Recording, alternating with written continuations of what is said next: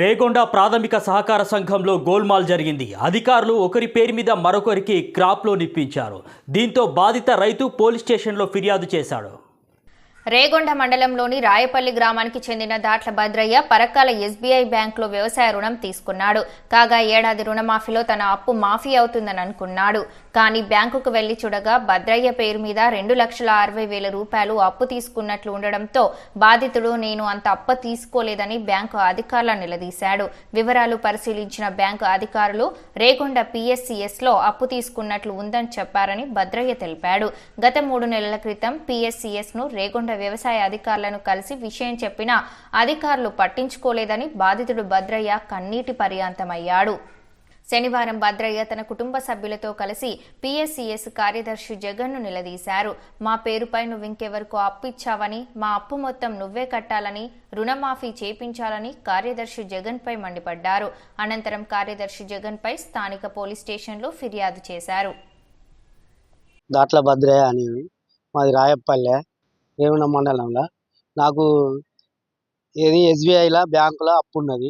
DCC బ్యాంకులో నా ఖాతా ఆధార్ కార్డు పెట్టి ఈ జగను పెద్దంపల్లె భద్రయ్య సన్నాపు రాజయ్య గారు ఆయనకు పైసలు ముగ్గురాకం కలిసి ఈయన జగన్ను ఆ భద్రయ్య కలిసి నా ఆధార్ కార్డు పెట్టుకొని ఆయన పైసలు ఇప్పించాడు. ఆధార్ కార్డు నంబర్ పెట్టి పాన్ కార్డు మీద ఆధార్ కార్డు లేకుండా పాన్ కార్డు మీద పైసలు ఇస్తానని ఆయన ఫోన్ చేసి పిలిపించుకొని ఈయన పైసలు తీసుకొని జగన్ పైసలు తీసుకొని లంచం తీసుకొని ఆయన పైసలు ఇప్పించాడు 95,000. నాకు న్యాయం చేయాలి. నా రుణమాఫీ ఎట్లా అవుతుంది? అది లేదు.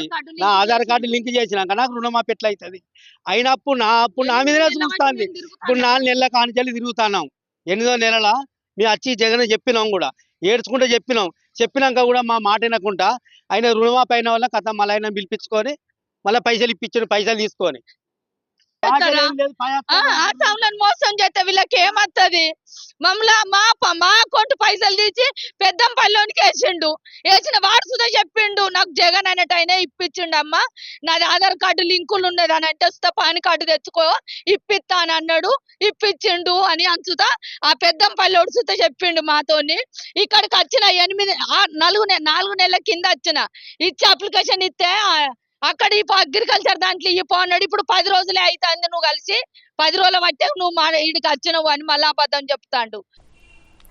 ఈ విషయంపై PSCS కార్యదర్శి జగన్ ను వివరణ కోరగా ఆన్లైన్ తప్పిదాల వలన రాయపల్లి రైతు దాట్ల భద్రయ్యకు బదులుగా పెద్దంపల్లి గ్రామానికి చెందిన దాట్ల భద్రయ్యకు లోన్ మంజూరు అయినట్లు చూపిస్తుందని అన్నారు.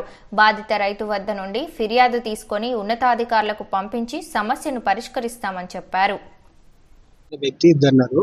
ఒక అతనికి మన దగ్గర లోన్ ఉంది కాబట్టి అతని అకౌంట్కు జమ అయింది. రుణమాఫీ జమ అయినందుకు అనిపించడం జరిగింది. ఈ వ్యక్తికి మన దగ్గర సొసైటీలో ఎలాంటి అప్పు లేదు, కాకపోతే ఆధార్ మిస్టేక్ వల్ల అది జరిగింది. దాన్ని సరి చేస్తాం.